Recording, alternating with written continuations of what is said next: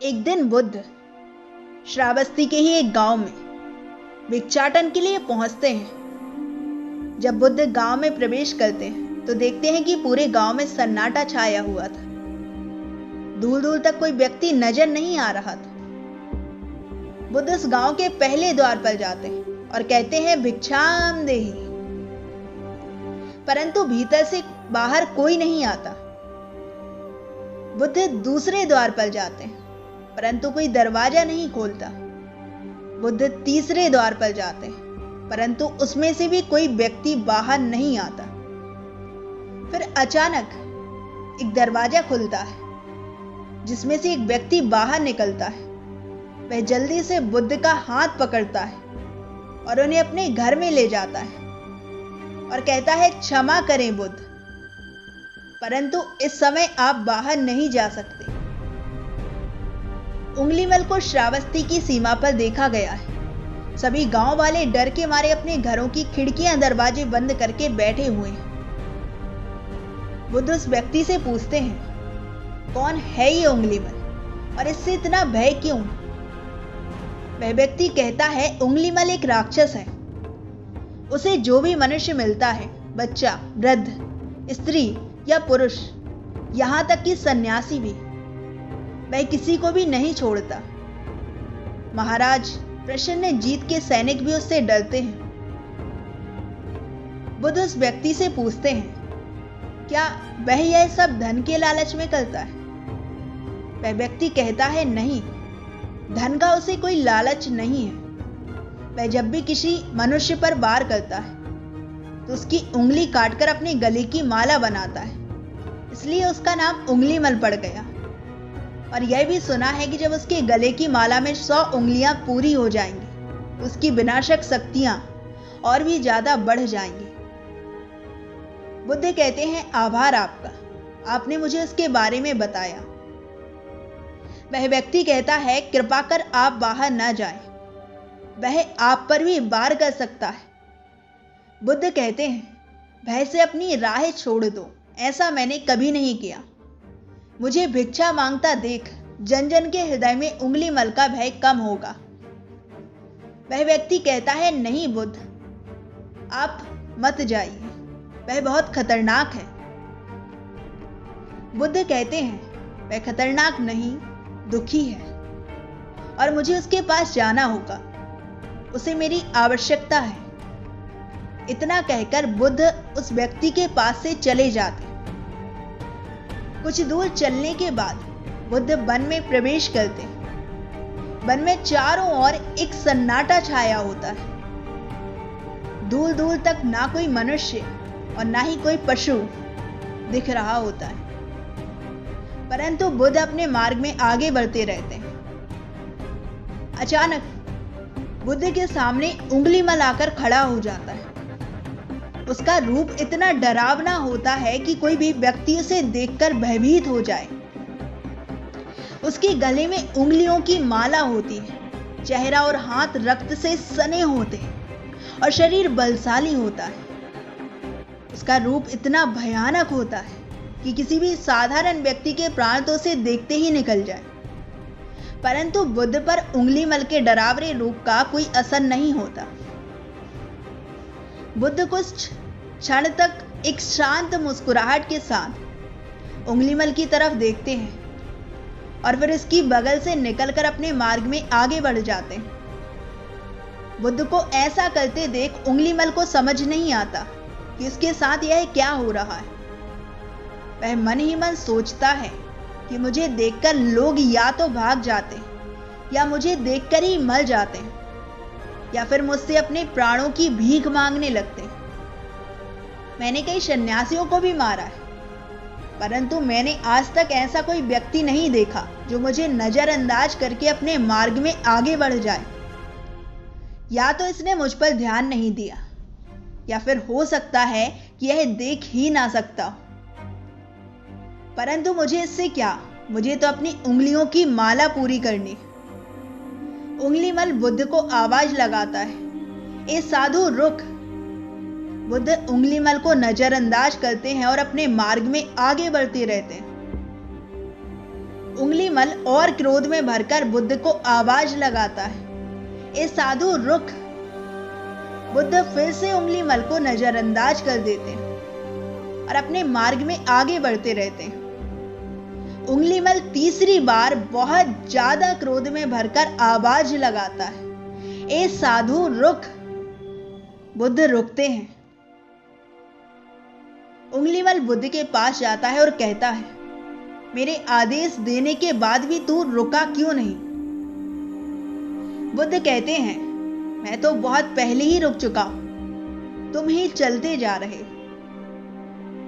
उंगलीमल समझ नहीं पाता कि बुद्ध क्या कह रहे हैं, परंतु वह इतना जरूर समझ जाता है कि सामने खड़ा व्यक्ति उससे डर नहीं रहा है।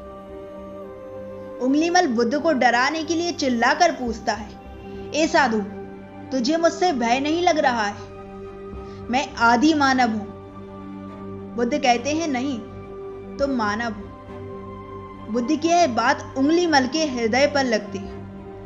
पहली बार उसे किसी ने मानव कहा था, परंतु वह उस बात को नजरअंदाज करने का प्रयास करता है और बुद्ध से पूछता है, ए साधु, तूने ये क्यों कहा कि तू कब का रुक चुका है, जबकि तू तो चल रहा था?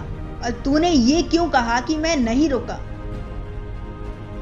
बुद्ध कहते हैं, मैं बहुत पहले ही रुक चुका हूं। ऐसे सारे बुरे कृत्य छोड़ चुका हूं जिससे किसी भी व्यक्ति को कष्ट पहुंचे। सब जीना चाहते हैं, बस तुम उन्हें करुणा से देखने का प्रयास करो।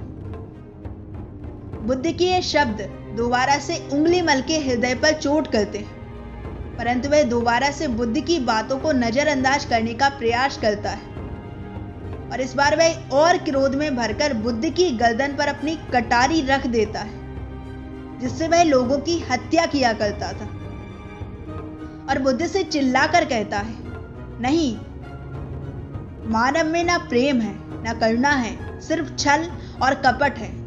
इसलिए मैं सबकी हत्या करूंगा, किसी को जीवित नहीं छोड़ूंगा। बुद्ध कहते हैं, तुम्हें लोगों ने बहुत दुख दिया है उंगलीमल। क्रूरता मनुष्य अज्ञान के कारण ही करता है।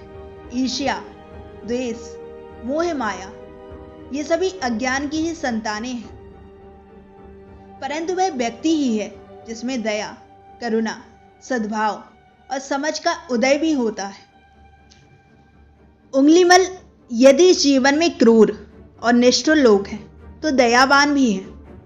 बस तुम्हें अपनी आंखों से इस अंधेपन की पट्टी को हटाना होगा जो तुम्हें केवल बुराई ही दिखा रही। तीसरी बार बुद्ध के शब्दों को सुन उंगलीमल का खुद पर से संयम हट जाता है।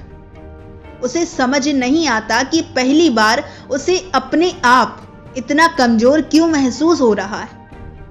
वह कोशिश तो करता है क्रोध करने की, परंतु कर नहीं पाता।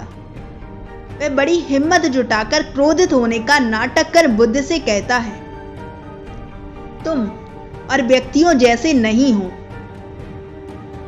बुद्ध कहते हैं, मैं हर व्यक्ति जैसा ही हूं, बस जागृत हो यह सिद्ध कर रहा हूं कि हर व्यक्ति में जागने की क्षमता है। मेरा मार्ग क्रूरता को दया में परिवर्तित करता है। उंगलीमल, तुम अनजाने में घृणा के पथ पर हो, बस इस क्षण रुक जाओ। तुम्हारे भीतर भी यह क्षमता है कि तुम दया और करुणा के पथ पर चल सको। इतना सुनते ही उंगलीमल के हाथ से कटारी जमीन पर गिर जाती। उसकी आंखों से आंसू बहने लगते। भला कोई कब तक बुद्ध को अनदेखा करेगा? उंगलीमल रोते हुए बुद्ध से पूछता है, क्या आप वही हैं जिन्हें लोग बुद्ध कहते हैं, जो लोगों को मुक्ति के मार्ग पर चलना सिखाते हैं?